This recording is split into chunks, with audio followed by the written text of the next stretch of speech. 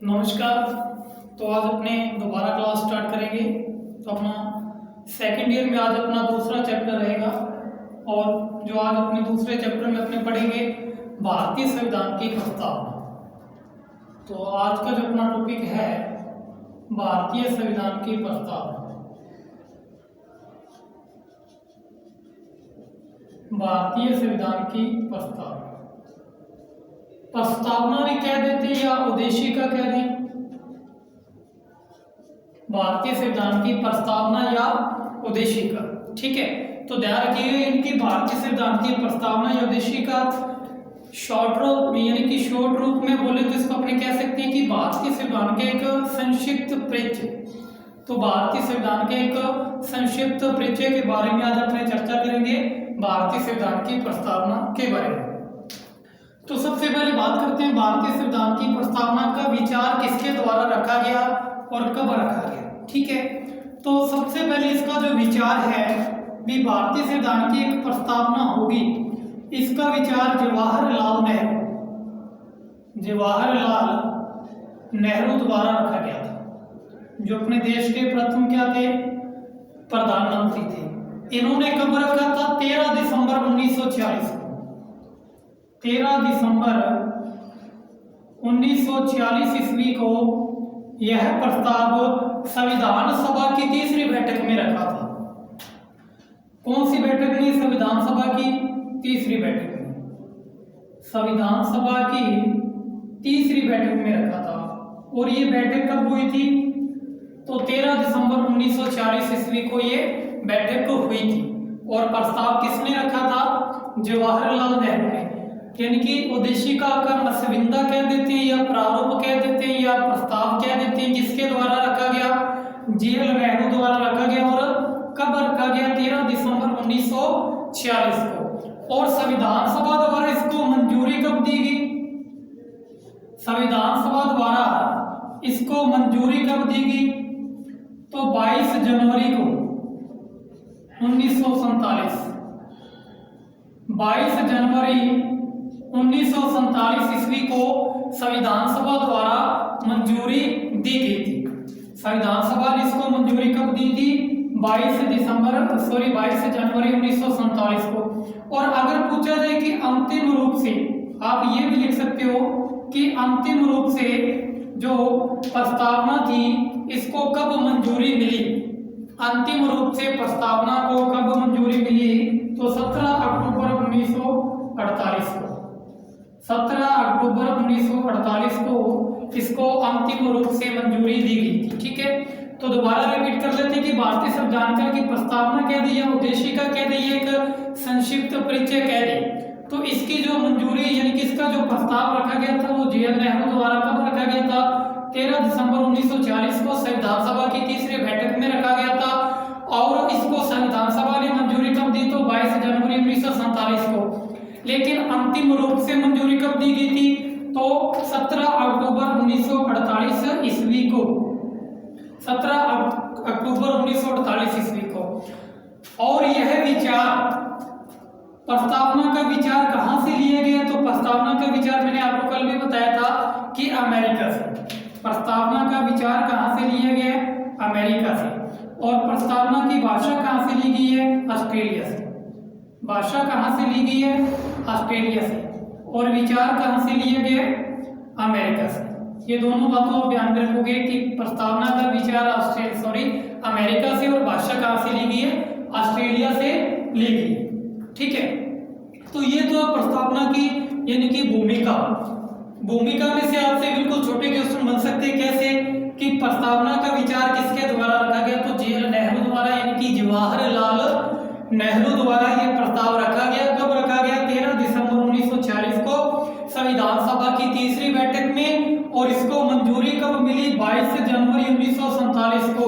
अगर पूछा जाए अंतिम रूप से मंजूरी कब मिली?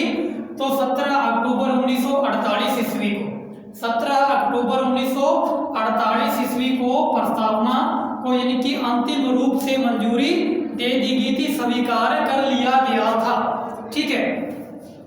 अब नेक्स्ट अपनी प्रस्तावना के बारे में कुछ परिभाषाएं दी गई हैं, उन परिभाषाओं के बारे में अपने पढ़ेंगे। बेसिक यही है बिल्कुल। जैसे इसको संविधान की आत्मा, प्रस्तावना को संविधान की आत्मा किसने कहा है? संविधान की आत्मा किसने कहा है? प्रस्तावना को संविधान की आत्मा, प्रस्तावना को संविधान की आत्मा तो न्यायमूर्ति हिदायतुल्लाह, न्यायमूर्ति हिदायतुल्लाह ने इसको क्या कहा? संविधान की आत्मा। इनकी भारतीय संविधान की आत्मा प्रस्तावना को न्यायमूर्ति हिदायतुल्लाह ने कहा है। और राजनीतिक जन्मपत्री, राजनीतिक जन्मपत्री या जन्म कुंडली कह दें, जन्मपत्री या जन्म कुंडली, तो ये माणिक्यलाल यानी कि कन्हैयालाल या के मुंशी लिख लो सीधा, कन्हैयालाल माणिक्यलाल मुंशी या के मुंशी के द्वारा कहा गया। क्या कहा गया? राजनीतिक जन्मपत्री या जन्म कुंडली कहा गया। ठीक है, तो ये दो डेफिनेशन। और एक आप और ध्यान में रखोगे, भारतीय संविधान का परिचय पत्र, भारतीय संविधान का परिचय पत्र, भारतीय संविधान का परिचय पत्र, ये एन.के. पालकीवाल ने कहा है। एन.के. पालकीवाल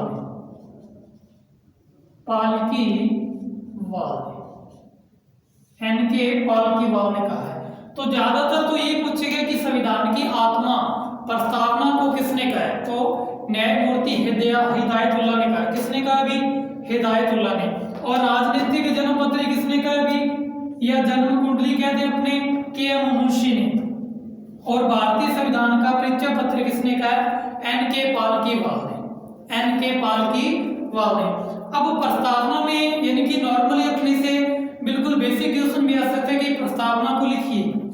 बिल्कुल शॉर्ट क्वेश्चन आ सकता है, 200 शब्दों वालों में आ सकता है कि प्रस्तावना को लिखिए। तो आपको प्रस्तावना याद करनी पड़ेगी और प्रस्तावना की शुरुआत कहाँ से होती है ये भी याद करनी पड़ेगी। तो प्रस्तावना की शुरुआत होती है हम भारत के लोग। कहाँ से शुरुआत होती है? हम भारत के लोग। तो ये प्रस्तावना को आपको पूर्ण रूप से याद भी करना होगा। ठीक है, ध्यान में रखना। अब प्रस्तावना में कुछ शब्दों के बारे में भी प्रश्न पूछा जा सकता है। तो सबसे पहले तो अपनी बात करते हैं प्रस्तावना में संशोधन की। सबसे पहले तो बात करते हैं प्रस्तावना में संशोधन। प्रस्तावना में संशोधन तो यही विषय विवादित रहा था कि क्या प्रस्तावना में संशोधन किया जा सकता है या नहीं किया जा सकता। अगर किया जा सकता है तो कौन सी विधि से या कौन से ढांचे के अंतर्गत किया जा सकता है। तो सबसे पहले एक वाद आएगा, यानी कि वाद यानी कि एक विषय पे क्या होना, विचार विमर्श होना, उस पे यानी कि न्यायालय की यानी कि कार्यवाही होना। ठीक है, वाद। तो सबसे पहले वाद आया इन्नरी बेरुबारी वाद। कब आया? 1960 में। कब आया? 1960 में। तो इस वाद में प्रस्तावना के बारे में क्या कहा गया? पहली बात, प्रस्तावना संविधान का भाग नहीं है। प्रस्तावना संविधान का भाग नहीं है। पहली बात इसमें ये कहा गया कि प्रस्तावना जो है वो संविधान का भाग नहीं। नंबर 2, प्रस्तावना में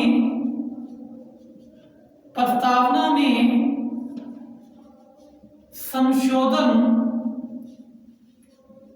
नहीं किया जा सकता। प्रस्तावना में संशोधन नहीं किया जा सकता। प्रस्तावना में संशोधन नहीं किया जा सकता। ठीक है, इनरी बेरुवारी बात 1960 में क्या बोला गया? पहली बात तो प्रस्तावना संविधान का भाग नहीं है, और दूसरी बात प्रस्तावना में संशोधन नहीं किया जा सकता, प्रस्तावना में संशोधन नहीं किया जा सकता। अब इस निर्णय को बदलने के लिए एक और वाद आया जिसका नाम है नंबर 2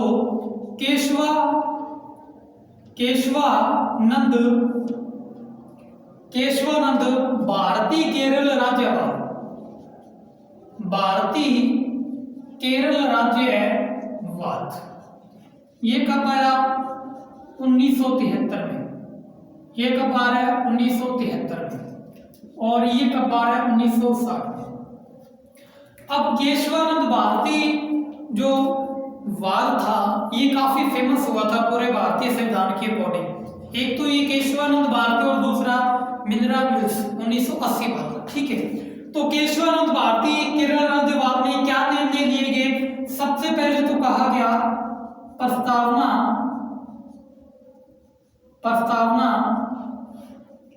संविधान का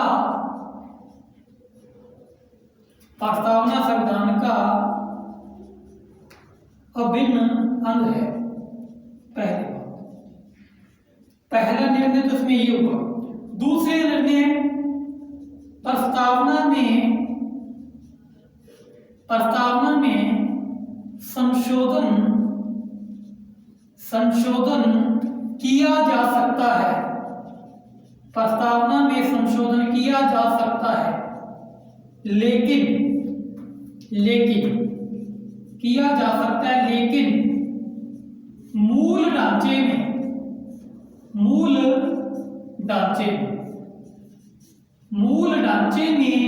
संशोधन नहीं कर सकते, मूल ढांचे में संशोधन नहीं कर सकते। ये इसमें अति महत्वपूर्ण बात है। क्या बोला इसने कि प्रस्तावना में संशोधन किया जा सकता है, यानी कि इसमें कुछ नए तथ्य या बदलाव किए जा सकते हैं, लेकिन इसका जो मूल ढांचा है, अब मूल ढांचे से 17 अक्टूबर की बात हो रही है, 17 अक्टूबर 1948 ईस्वी की, जब ये प्रस्तावना को अंतिम मंजूरी मिल गई थी। उसके बाद में जो इसका मूल ढांचा, जो उस समय का लिखित ढांचा है, उसमें कोई भी संशोधन नहीं कर सकते। हाँ, इसमें जो नया संशोधन है, नए तथ्य जोड़ सकते हैं, इसमें नए तथ्य जोड़ सकते हैं। ये आप विशेष रूप से ध्यान में रखें, ठीक है। तीसरा निर्णय क्या लिया गया कि यह वाद योग्य तो है लेकिन न्याय योग्य नहीं, यानी कि आप सिंपली लिख लीजिए यह न्यायालय में न्याय योग्य नहीं, न्याय योग्य नहीं, न्याय योग्य नहीं। यानी कि आप प्रस्तावना के तथ्यों को लेकर, प्रस्तावना में जो शब्द वर्णित है या कुछ वाक्य वर्णित है, उनको लेकर आप न्यायालय में चुनौती नहीं दे सकते। कि आप बोलोगे कि जैसे प्रस्तावना में न्याय शब्द का वर्णन आएगा, तो न्याय जो शब्द हो वो 3 प्रकार के न्याय को अंकित करता है, सामाजिक न्याय, राजनीतिक न्याय और आर्थिक न्याय। तो आप इन न्याय को लेकर न्यायालय में चुनौती नहीं दे सकते। तो आप सिंपली ध्यान में रखेंगे कि जो प्रस्तावना में संशोधन की प्रक्रिया है, उसमें सबसे पहले जो बेरुवारी वाद आया 1960 में, उसने सीधा ही कहा, क्या बोला? पहली बात तो प्रस्तावना संविधान का भाग नहीं, पहला ही तथ्य।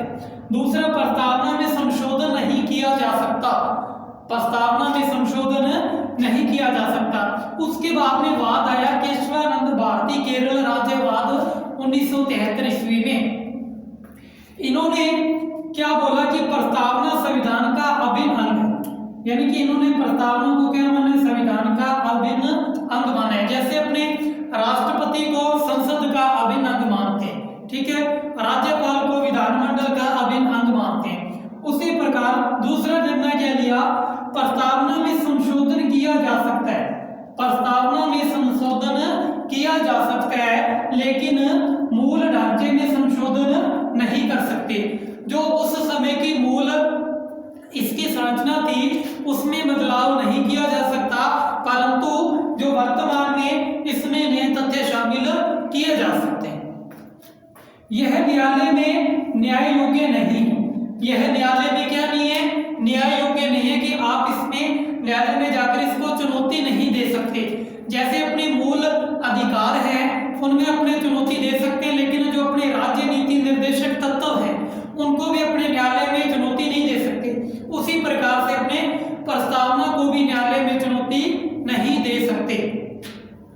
अब 1973 में जब प्रस्तावना में संशोधन करने की मंजूरी मिल गई है तो प्रस्तावना में आज तक केवल एक ही बार संशोधन हुआ है।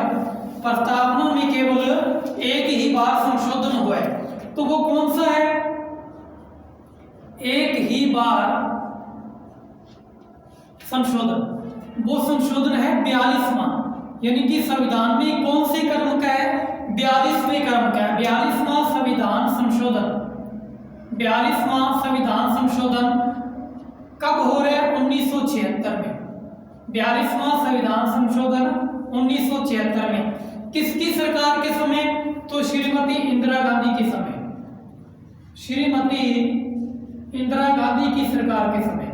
उस समय की ये प्रधानमंत्री श्रीमती इंदिरा गांधी प्रधानमंत्री थी उस समय। और राष्ट्रपति कौन था? तो फखरुद्दीन अली अहमद। राष्ट्रपति कौन था? फखरुद्दीन अली अहमद। ये उस समय के क्या थे? राष्ट्रपति थे। ये भी आप लिख सकते हो परीक्षा में। और जो बच्चे साथ के साथ कंपटीशन की तैयारी कर रहे हैं वो दो थोड़ा सा ध्यान में रखना कि पिछली बार हाल ही में क्या सुनाया था कि जब संपत्ति का अधिकार हटाया गया था 44वें संविधान संशोधन के समय, तो उस समय प्रधानमंत्री कौन थे? तो बहुत से विद्यार्थियों ने इंदिरा गांधी कर दिया था, लेकिन ध्यान रखना है इंदिरा गांधी जब 1977 में चुनाव हुए थे तो उस समय पद पर नहीं थे, मोरारजी देसाई थे। तो आपको ध्यान में रखना है कि 42वां संविधान संशोधन 1976 हुआ और इस समय इंदिरा गांधी प्रधानमंत्री थी और फखरुद्दीन अली अहमद क्या थे? राष्ट्रपति थे। अब संशोधन हुआ क्या? मैंने आपको बोला कि मूल ढांचे में संशोधन नहीं कर सकते, लेकिन कुछ नए तथ्यों का विस्तार कर सकते हैं। तो इसमें 3 नए तथ्य जोड़े गए थे या 3 नए शब्द। तो वो शब्द थे, एक तो था समाजवादी, एक था पंथ निरपेक्ष,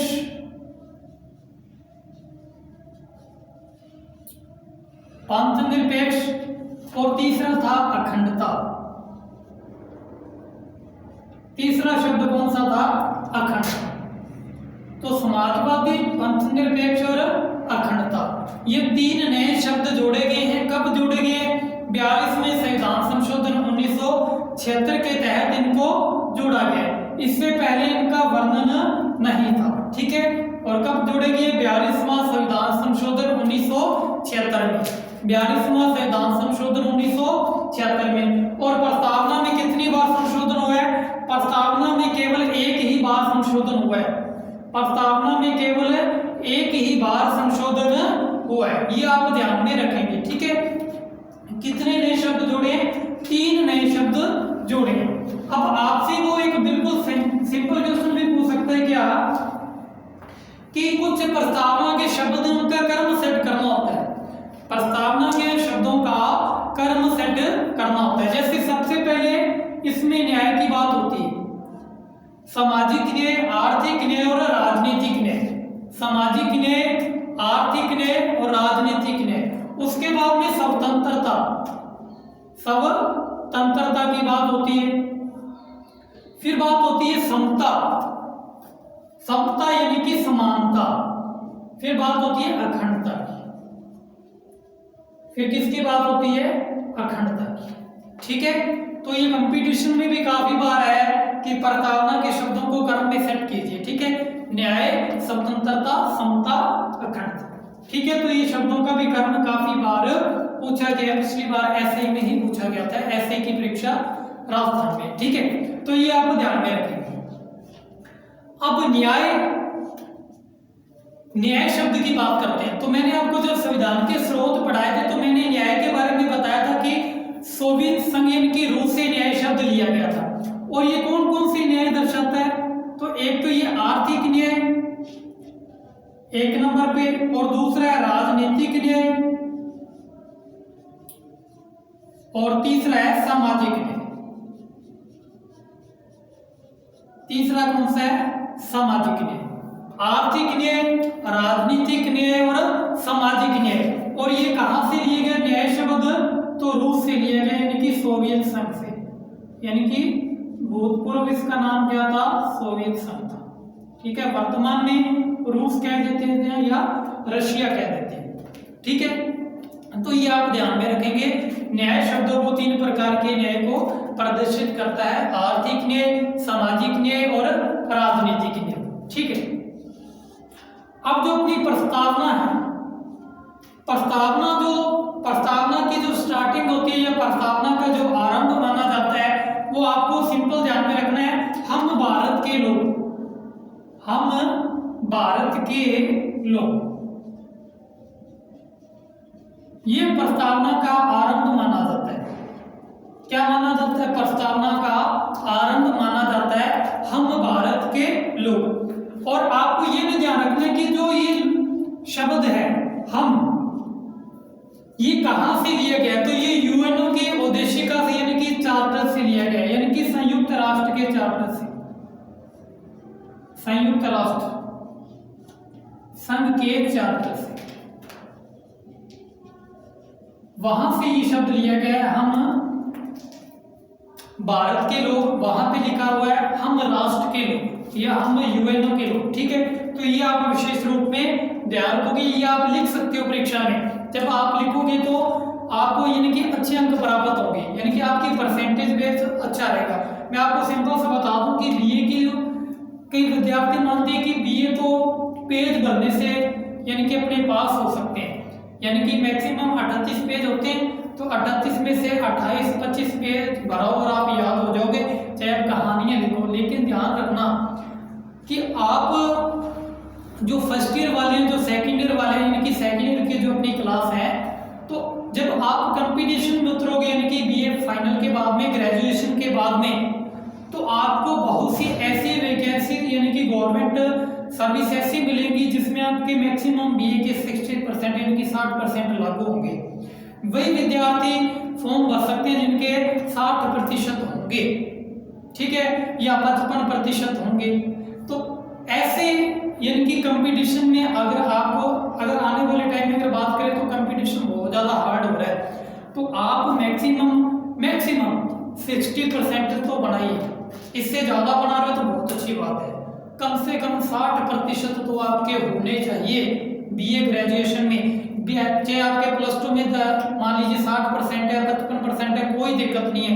10th में आप बिल्कुल नहीं पढ़ते थे, कोई दिक्कत नहीं है, लेकिन बीए में अच्छे परसेंटेज हो आपके, ठीक है।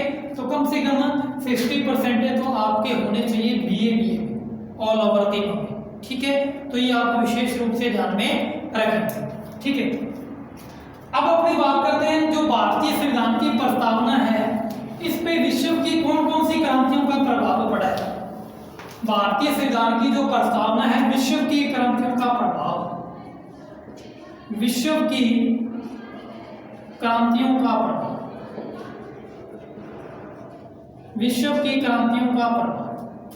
नंबर 1, सबसे पहले जो बात करते हैं विश्व की क्रांतियों में प्रभाव की, तो आपने एक इंग्लैंड की गौरवपूर्ण क्रांति सुनी हो, इंग्लैंड की गौरवपूर्ण क्रांति, इसका प्रभाव पड़ा अपनी प्रस्तावना, ठीक है। नंबर 2, अमेरिका की क्रांति, अमेरिका की क्रांति। नंबर 3, रूस की क्रांति यानी कि रूसी क्रांति, ठीक है। नंबर 4, औद्योगिक क्रांति, औद्योगिक क्रांति, औद्योगिक क्रांति। तो भारतीय संविधान की प्रस्तावना पे विश्व की 4 क्रांतियों का प्रभाव पड़ा है। इंग्लैंड की क्रांति का, अमेरिका की क्रांति का, रूसी क्रांति का और औद्योगिक क्रांति का। अब क्वेश्चन कैसे बन सकता है यानी कि कंपटीशन वालों के लिए, भारतीय संविधान की प्रस्तावना पे किस क्रांति का प्रभाव नहीं है? भारतीय संविधान की प्रस्तावना पर किस क्रांति का प्रभाव नहीं है? तो ध्यान रखना, जो चीन की साम्यवादी क्रांति थी उसका प्रभाव नहीं पड़ा था। चीन की जो साम्यवादी क्रांति थी उसका प्रभाव नहीं पड़ा था। ठीक है, ये आप विशेष रूप से ध्यान में रखेंगे। अब सर उसका प्रभाव क्यों नहीं पड़ा? क्योंकि वो क्रांति हुई बाद में थी, वो क्रांति हुई बाद में थी, वो 1948 के लगभग हुई थी। तो ये तो पहले की क्रांतियां सारी, ठीक है, यानी कि प्रस्तावना बनने से पहले की ही क्रांतियां हैं। तो ये आप विशेष रूप से ध्यान में रखेंगे कि विश्व की क्रांतियों का भारतीय प्रस्तावना पर प्रभाव। तो ये आपका बिल्कुल आज बेसिक टॉपिक था। ये अपने एक क्वेश्चन अपना बिल्कुल आसानी से कंप्लीट हो गया कि भारतीय संविधान की प्रस्तावना। तो सबसे पहले अपने भारतीय संविधान की प्रस्तावना के बारे में पढ़ा कि इसका विचार किसने रखा। तो इसका विचार रखा था जवाहरलाल नेहरू ने 13 दिसंबर 1946 को संविधान सभा की तीसरी बैठक में रखा था और इसको मंजूरी 22 जनवरी 1947 को दी गई थी और अंतिम मंजूरी इसको 17 अक्टूबर 1948 ईस्वी को दी गई थी। ठीक है, उसके बाद अपनी बात की थी इसकी कुछ परिभाषाओं की। तो इसको संविधान की आत्मा डॉक्टर हिदायतुल्लाह ने कहा था, डॉक्टर न्यायमूर्ति हिदायतुल्लाह ने कहा था। और इसको संविधान की जन्मपत्री या राजनीतिक जन्मपत्री किसने कहा था? के मुंशी। और तीसरा जो अपना था, इसको परिचय पत्र किसने कहा था? तो N.K. पालकीवाल। ठीक है, उसके बाद में अपनी बात की थी संशोधन की। तो संशोधन इसमें कर सकते हैं या नहीं कर सकते, इस पे जो विचार इनकी बात हुए थे। सबसे पहले हेनरी बेडफोर्ड एक बात 1960 में आया, उसने दो बातें कही। क्या बोला कि इसमें संशोधन नहीं कर सकते पहले, और दूसरा इसमें क्या था, ये संविधान का अंग नहीं है या संविधान का भाग नहीं। फिर केशवानंद भारती केरल राज्यवाद ने निर्णय लिया कि यह संविधान का अभिन्न अंग है, इसमें संशोधन कर सकते हैं लेकिन मूल ढांचे में संशोधन नहीं कर सकते और ये न्याय योग्य है नहीं। उसके बाद में संशोधन हुआ, 42वां संविधान संशोधन हुआ, यानी कि करण की बात करें, ठीक है, 1976 में हुआ।